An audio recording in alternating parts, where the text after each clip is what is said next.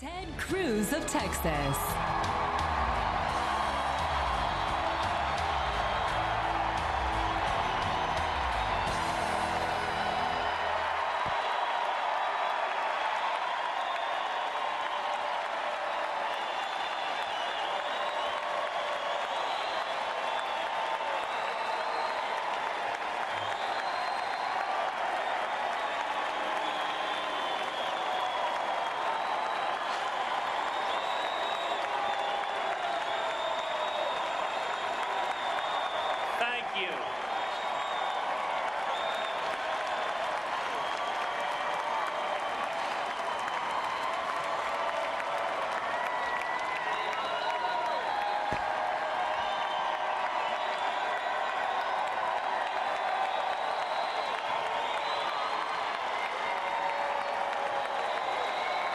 Thank you, and God bless each and every one of you.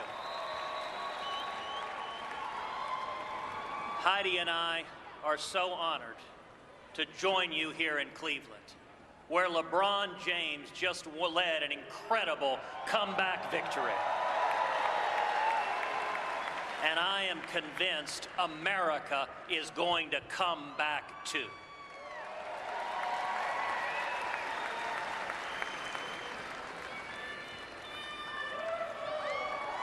I want to congratulate Donald Trump on winning the nomination last night.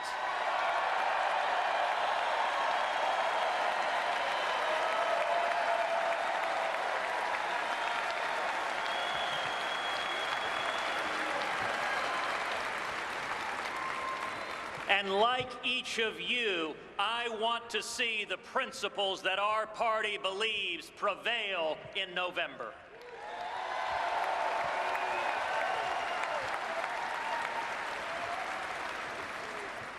Conventions are times of excitement, but given the events of the last few weeks, I hope you'll allow me a moment to talk to you about what's really at stake. Just 2 weeks ago, a 9-year-old girl named Caroline was having a carefree Texas summer, swimming in the pool, playing with friends, doing all the things a happy child might do. Like most children, she relied upon the love that she received from her mom, Heidi, and her dad, a police sergeant named Michael Smith. That is, until he became one of the 5 police officers gunned down in Dallas. The day her father was murdered, Caroline gave him a hug and a kiss as he left for work. But as they parted, her dad asked her something he hadn't asked before. What if this is the last time you ever kiss or hug me? Later, as she thought of her fallen father and that last heartbreaking hug, Caroline broke down into tears. How could anything ever be okay again? Michael Smith was a former Army Ranger who spent 3 decades with the Dallas Police Department. I have no idea who he voted for in the last election or what he thought about this one. But his life was a testament to devotion.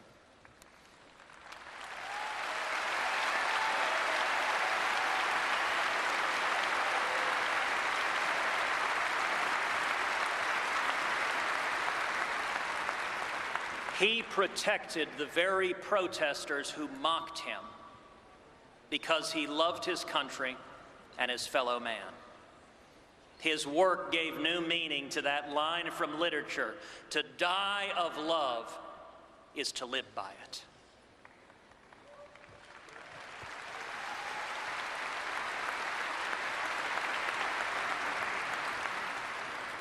As I thought about what I wanted to say tonight, Michael Smith's story weighed on my heart. Maybe that's because his daughter, Caroline, is about the same age as my eldest daughter and happens to share the same name. Maybe it's because I saw a video of that dear, sweet child choking back sobs as she remembered her daddy's last question to her. Maybe it's because we live in a world where so many others have had their lives destroyed by evil in places like Orlando and Paris and Nice and Baton Rouge. Maybe it's because of the simple question itself. What if this, right now, is our last time? Our last moment to do something for our families and our country? Did we live up to the values we say we believe? Did we do all we really could? That's really what elections should be about. That's why you and millions like you devoted so much time and sacrifice to this campaign. We're fighting not for one particular candidate or one campaign, but because each of us wants to be able to tell our kids and grandkids, our own Carolines, that we did our best for their future and our country.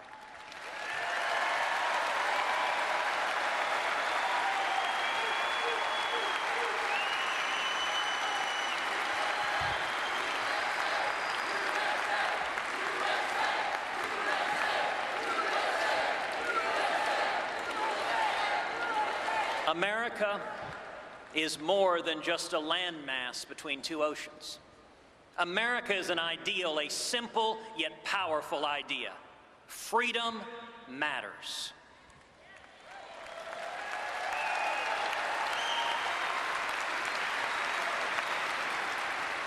For much of human history, government power has been the unavoidable constant in life. Government decrees and the people obey. But not here.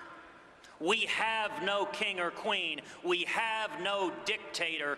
We, the people, constrain government.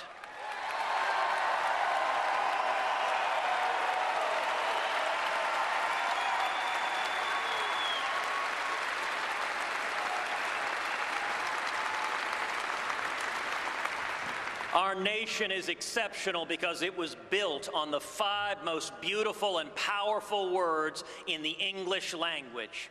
I want to be free.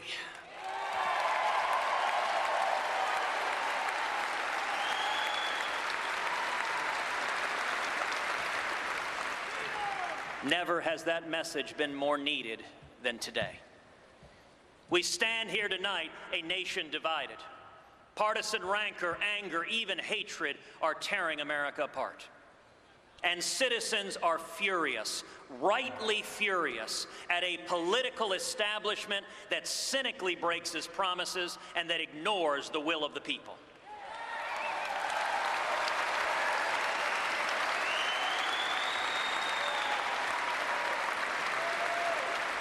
We have to do better. We owe our fallen heroes more than that.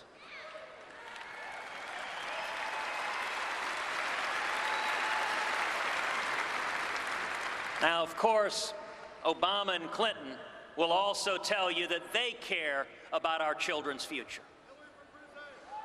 And I want to believe them. But there is a profound difference in our two parties' vision for the future.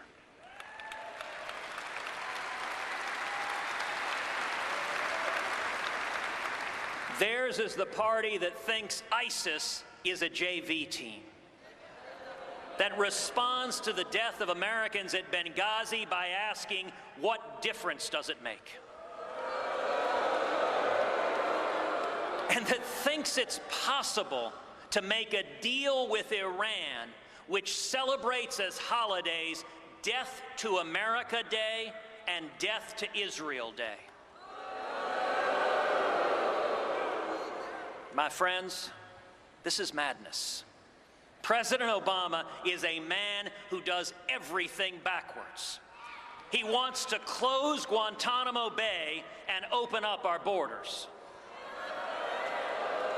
He exports jobs and imports terrorists. Enough is enough.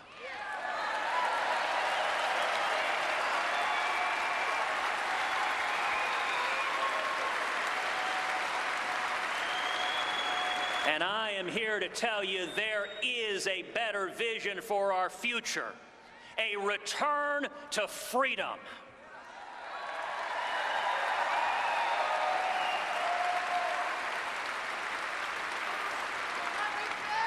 On education, your freedom to choose your child's education, even if you aren't as rich as Hillary Clinton or Barack Obama.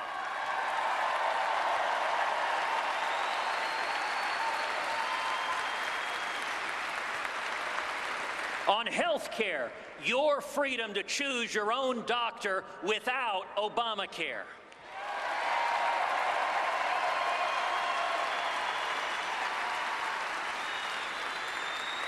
On taxes, your freedom to provide for your family without the IRS beating down your door.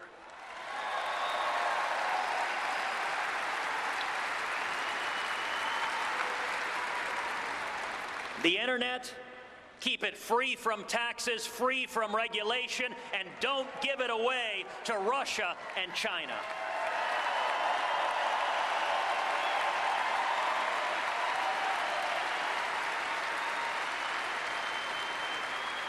Freedom means free speech, not politically correct safe spaces.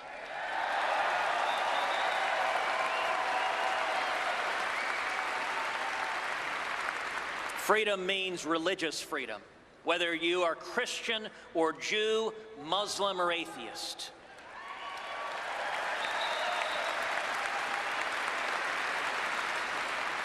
Whether you are gay or straight, the Bill of Rights protects the rights of all of us to live according to our conscience.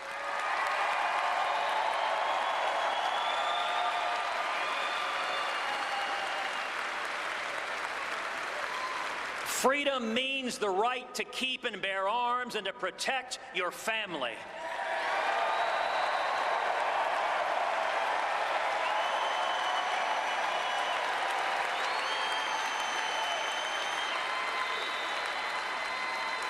Freedom means that every human life is precious and must be protected.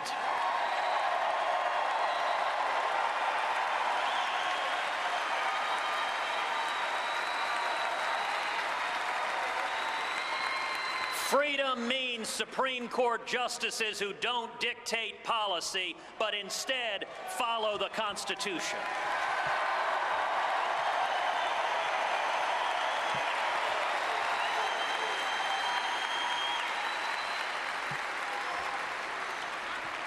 And freedom means recognizing that our Constitution allows states to choose policies that reflect local values. Colorado might decide something different than Texas. New York, different than Iowa. That's the way it's supposed to be. Diversity.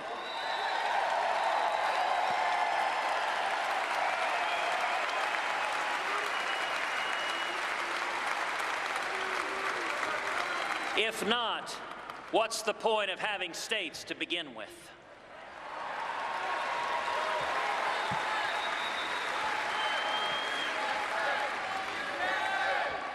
Now, Hillary Clinton believes that government should make virtually every choice in your life.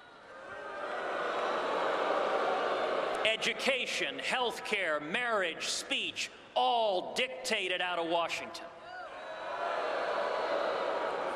But something powerful is happening. We've seen it in both parties. We've seen it in the United Kingdom's unprecedented Brexit vote to leave the European Union.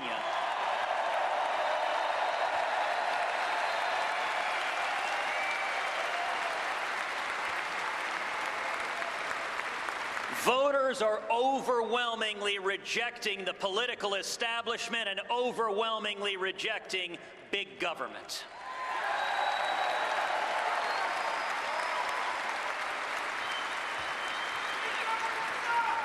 That is a profound victory, and it is one earned by each and every one of you.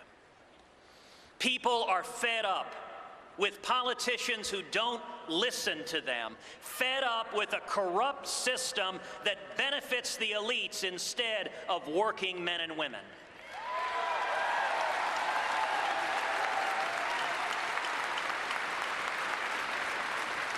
We deserve an immigration system that puts America first and, yes, builds a wall to keep America safe.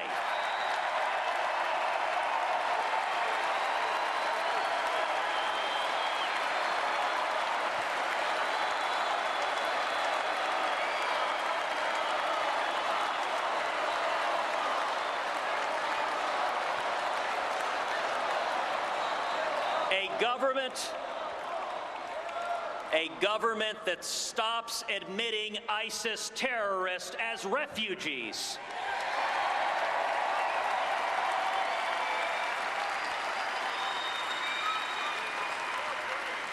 We deserve trade policies that put the interest of American farmers and manufacturing jobs over the global interests that are funding the lobbyists.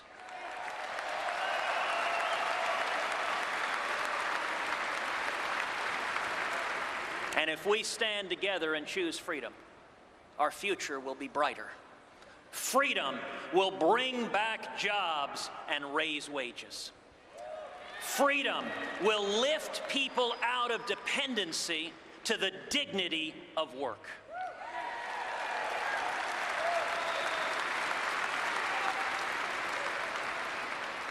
We can do this. 47 years ago to this day, America put the very first man on the moon.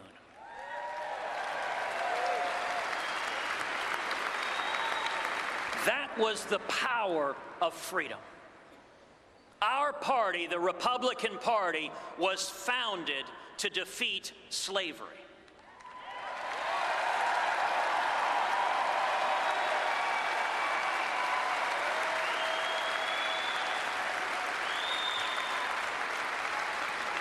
Abraham Lincoln, the first Republican president, signed the Emancipation Proclamation.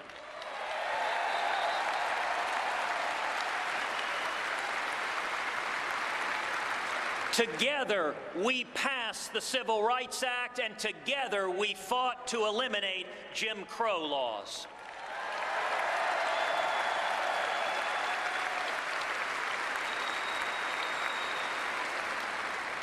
That's our collective legacy, although the media will never share it with you. Those were fights for freedom, and so is this. Sergeant Michael Smith stood up to protect our freedom. So do the soldiers and sailors and airmen and Marines every day fighting radical Islamic terrorism.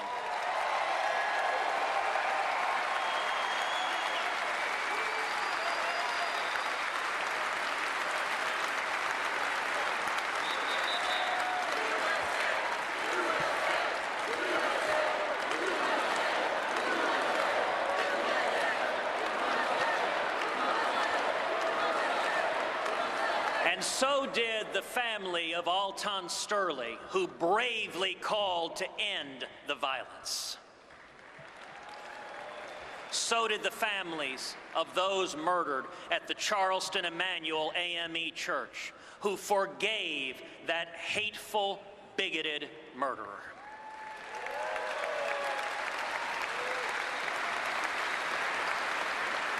And so can we. We deserve leaders who stand for principle, who unite us all behind shared values, who cast aside anger for love.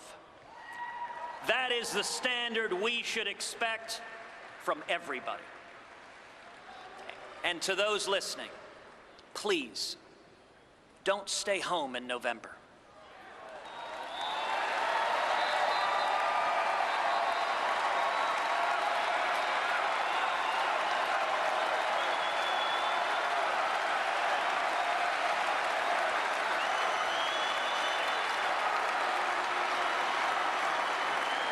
If you love our country, and love your children as much as I know that you do, stand and speak and vote your conscience. Vote for candidates up and down the ticket who you trust to defend our freedom and to be faithful to the Constitution.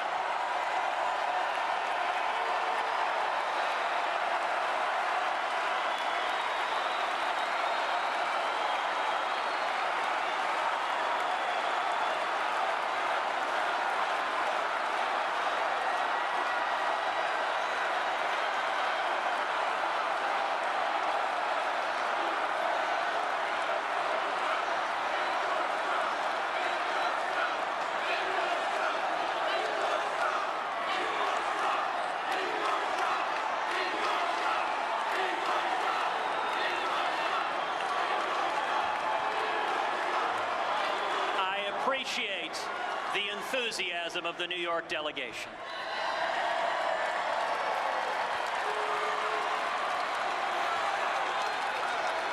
And I will tell you, it is love of freedom that has allowed millions to achieve their dreams.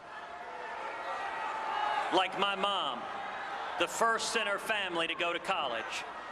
And my dad, who's here tonight, who fled prison and torture in Cuba, coming to Texas with just $100 sewn into his underwear.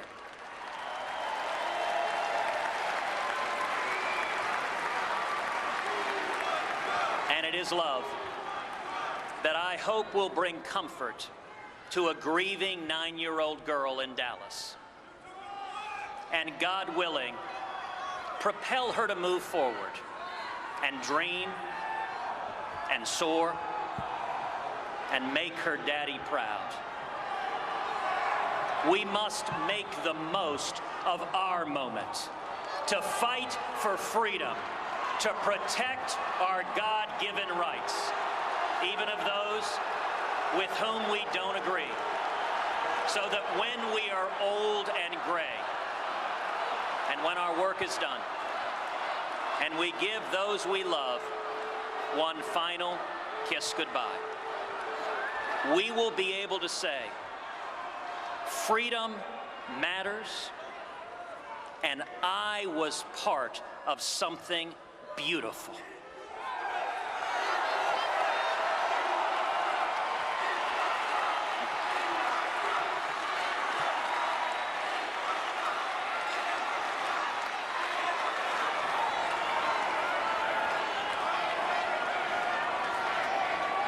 The case we have to make to the American people, the case each person in this room has to make to the American people, is to commit to each of them that we will defend freedom and be faithful to the Constitution.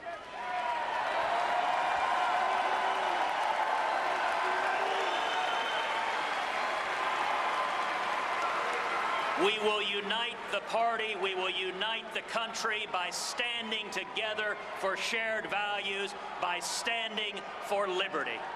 God bless each and every one of you, and God bless the United States of America.